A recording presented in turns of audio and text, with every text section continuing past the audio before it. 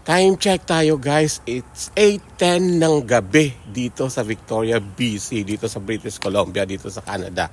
Guys, so nag-walking ako ngayon.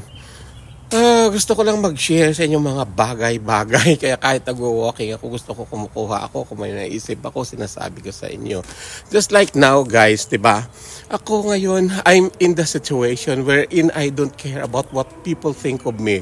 Especially yung mga nanghihingi ng tulong or yung mga nanghihingi ng pabor na hindi na pagbibigyan. No more people pleasing guys. Let them be wrong and believe whatever story they've heard. Wala akong pakialam, di ba? Hahayaan ko na lang si Lord ang mag-handle ng defense ko. Because I believe hindi ko kailangan mag-explain kahit kanino, di ba? It's cooler and peaceful that way. Mas masarap matulog na may kapayapaan ka sa buhay, guys. Kaya ayoko magpaka-stress.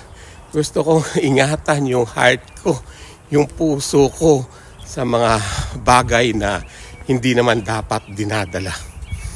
'Di ba?